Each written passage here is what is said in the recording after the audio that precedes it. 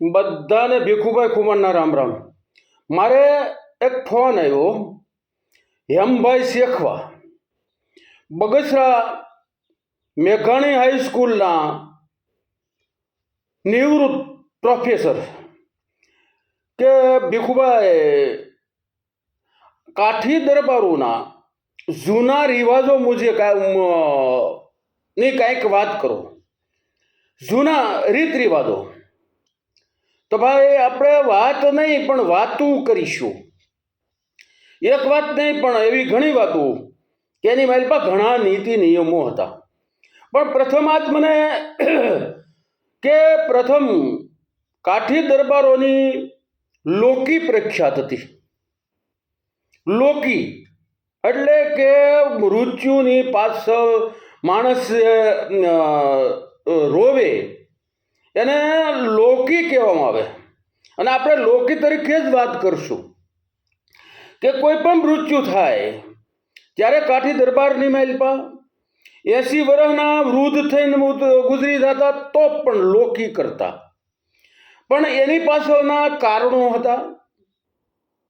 અને કાઠી દરબારોમાં 5 પ્રકારની લોકી કરતા. 5 પ્રકારની લોકી થતી.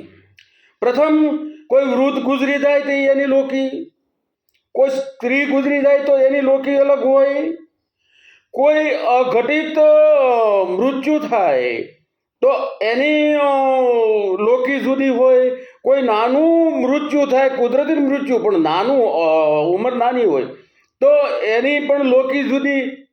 અને ક્યારેક કોઈ ખૂનની અંદર બીજા કજિયાની માઇલ પર મરાઈ ગયા હોય અને એની પણ લોકી અલગ.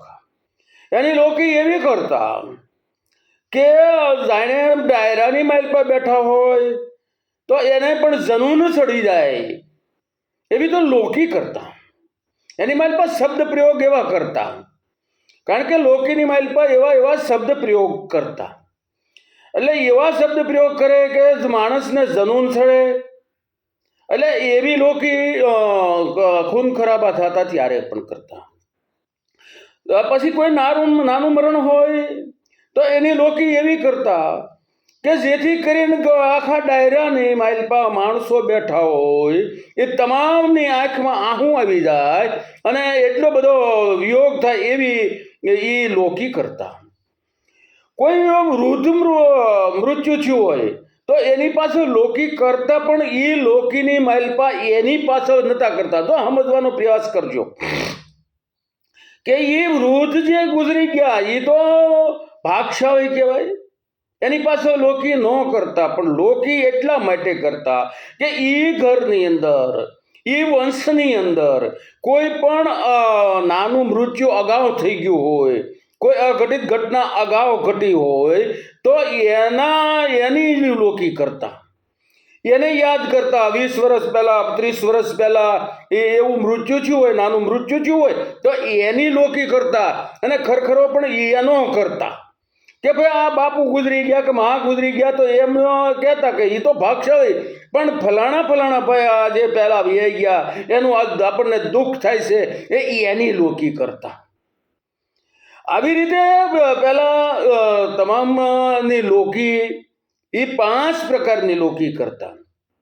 અને લોકી એટલા માટે પ્રખ્યાત હતી કે માણસ કોઈ પણ આવે, આ પ્રસંગે કોઈ પણ માણસ આવે એટલે એ ઠેઠ મકાનથી ઘણા દૂર હોય ત્યાંથી લોકી કરવાનું શરૂ કરે.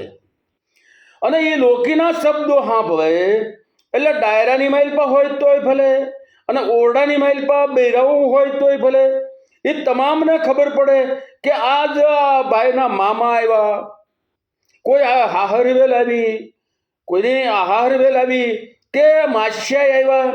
એ ડાયરાની માઇલપા ખબર પડી જતી કે આ રીતની લોકી કરે એટલે એ ખબર પડી જાય કે ડાયરાની માઇલપા ફલાણા ગામથી ફલાણા ભાઈ આવ્યા છે. એટલે એવી રીતની લોકીઓ થતી.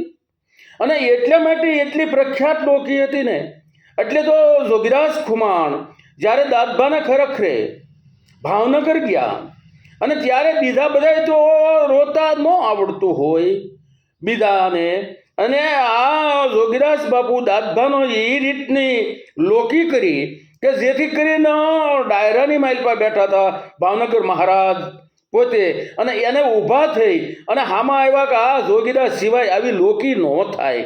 એટલે કાઠી દરબારોની લોકી પ્રખ્યાત હતી. એટલે આજ તો આ લોકી પૂરતી વાત કરી. હવે પછી બીજી વાતો કરશું. ત્યાં લગી જાય માતાજી.